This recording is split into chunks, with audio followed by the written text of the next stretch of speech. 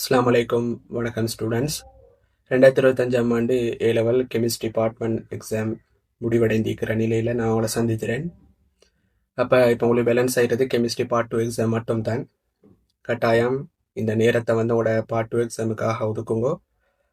நடந்து முடிஞ்ச பார்ட் 1 எக்ஸாமை பற்றி யோசிக்கிறதால எந்த பிரயோசனமும் இல்லை. யோசிக்கிறதால எந்த விஷயத்தையும் உங்களுக்கு மாற்றவும் இல்லை.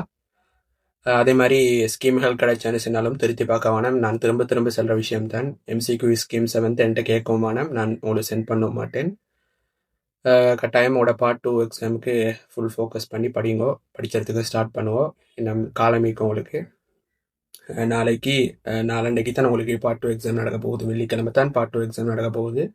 அப்போ இந்தியோட சேர்த்து உங்களுக்கு நாளைய நாளோட சேர்த்து 2 நாள் டைமிங்கு கட்டாயம் உங்களோட பார்ட் 2 எக்ஸாமுக்கு ஃபுல் ஃபோக்கஸ் பண்ணி அதுக்கு ரெடி ஆகுங்க. பார்ட் 1ல் உங்களுக்கு திருப்தி இல்லைன்னு சொன்னாலும் கட்டாயம் உங்களோட ஃபுல் கன்சன்ட்ரேஷனையும் பார்ட் 2 எக்ஸாமில் ஃபோக்கஸ் பண்ணேன்னு சொன்னால் உங்களால் வந்து பார்ட் 2 எக்ஸாமில் பார்ட் 2 பேப்பரில் வந்து நல்லா ஸ்கோர் பண்ணி அந்த ரிசல்ட்ஸை வந்து உங்களுக்கு வந்து பேலன்ஸ் பண்ணக்கூடியதாக வந்து இருக்கும். சரியா?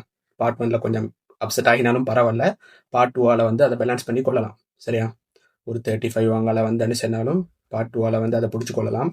அப்போ செல்ல வந்த முக்கியமான விஷயம் என்னென்னு சொன்னால் உங்களுக்கு தெரியும் இந்த பார்ட் 2 ஃபார்மேட் 4 ஸ்ட்ரக்சர் அதே மாதிரி 4 எஸ்ஏ வினாக்களை கட்டாயம் செய்யணும். அப்போ இந்த இடத்துல நான் முக்கியமாக வந்து உங்களோட எஸ்ஏ வினாக்களை சாய்ஸ் பண்ணுற அந்த ஃபார்மேட்டை தான் இந்த இடத்துல செல்ல போகிறேன். உங்களுக்கு தெரியும் உங்களோட பேப்பர் டைமிங் வந்து 3 hours and 10 minutes. அப்போ 3 hours and 10 minutes சொன்னால் அந்த 10 minutes எக்ஸ்ட்ரா தாரது வந்து உங்களோட ரீடிங் டைமுக்காகத்தான். அந்த 10 minutes வந்து அவங்க எக்ஸ்ட்ராவாக தார். அப்போ கட்டாயம் உங்களுக்கு தார அந்த 10 minutes வந்து ரீடிங்குக்காக மட்டும் பயன்படுத்துவோம்.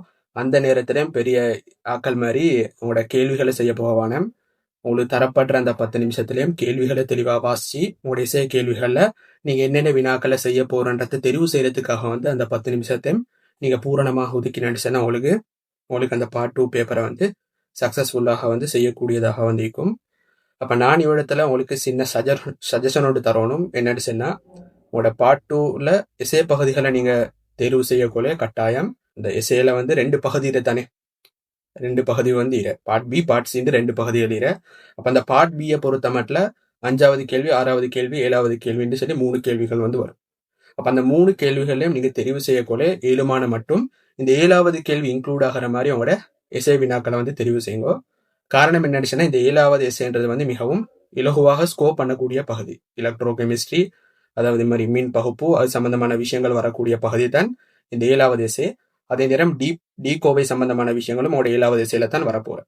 அப்போ நீங்கள் வந்து 5வது எஸ்ஏயும் 6வது எஸ்ஏயும் சூஸ் பண்ணுறதை விட மிகவும் பொருத்தமானது வந்து எப்படி இருக்கும்னு சொன்னால் 5வது எஸ்ஏ அல்லது 6வது எஸ்ஏல ஏதாவது ஒன்றே 7வது எஸ்ஏயும் சூஸ் பண்ணுறது தான் மிகவும் பொருத்தமானதாக இருக்கும். அப்போ தான் உங்களுக்கு வந்து டைமை மேனேஜ் பண்ணி கொள்ளையிலுமா இருக்கும். நீங்கள் 5வதையும் 6வதையும் செய்ய போனோன்னு சொன்னால் அந்த 2 எஸ்ஏயும் செஞ்சு முடிய கொலை வந்து உங்களுக்கு 1.5 hours வந்து முடிஞ்சிடும். அப்போ கட்டாயம் உங்களோட எஸ்ஏ வினாக்களை தெரிவு செய்யக்கொள்ள நீங்கள் 5வது எஸ்ஏ 6வது எஸ்ஏ அந்த 2ல் ஏதாவது ஒன்றை தெரிவு செய்கிறதோட கட்டாயம் 7வது எஸ்ஏயை வந்து சாய்ஸ் பண்ணுங்க. அதே மாதிரி வந்து பார்ட் சிக்கு போகக்குள்ள பார்ட் சியில் வந்து 7 மட்டும் இந்த இண்டஸ்ட்ரியல் கெமிஸ்ட்ரி எஸ்ஏயை செய்யாமல் ஆர்கானிக் இன்ஆர்கானிக்கு செய்கிறது வந்து மிகவும் பொருத்தமானதாக வந்து இருக்கும். சரியா? நான் இண்டஸ்ட்ரியல் எதிர்பார்க்கை வினாக்கள் சொல்லி ஒரு வீடியோ ஒன்றும் போட்டிறேன். அப்போ இண்டஸ்ட்ரியல் செய்கிறத விட மிகவும் இலகுவான பகுதி வந்து ஆர்கானிக் இன்ஆர்கானிக் செஞ்சால் தான் உங்களுக்கு கூட வந்து ஸ்கோர் பண்ணக்கூடியதாக வந்து இருக்கும். அப்போ இந்த மெத்தடில் வந்து கொஞ்சம் மேலும் முடிச்சுன்னா உங்களோட எஸ்ஏ வினாக்களை வந்து சாய்ஸ் பண்ணுறதுக்கு ட்ரை பண்ணுவோம். ஆனால் நீங்கள் எக்ஸாமுக்கு போகிறதுக்கு முந்தையே எந்த வினாவை செய்கிறங்கிறத வந்து நீங்கள் டிசைட் பண்ணி கொண்டு போக வேணாம்.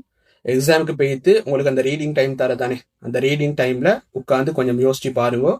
எந்த வினாவை செய்யக்குள்ள எனக்கு டைமை மேனேஜ் பண்ணிடும்ன்றத அந்த இடத்துல நீங்கள் டிசைட் பண்ணுங்க. அந்த இடத்துல டிசைட் பண்ணி அந்த இடத்துல நீங்கள் முடிவெடுத்தான்னு சொன்னால் தான் உங்களுக்கு அந்த பார்ட் 2 பேப்பரை வந்து டைம் மேனேஜ்மெண்ட்டோட வந்து செஞ்சு கொள்ளலாம்.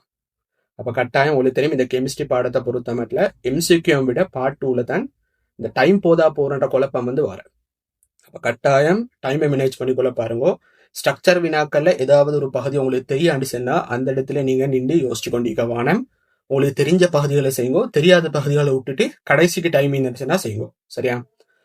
அப்போ கட்டாயம் எல்லாரும் பார்ட் 2 எக்ஸாமை சக்ஸஸ்ஃபுல்லாக செய்யணும்னு நான் பிரார்த்தனை செஞ்சு கொள்கிறேன். ஜஸாக்கல்லாஹ்.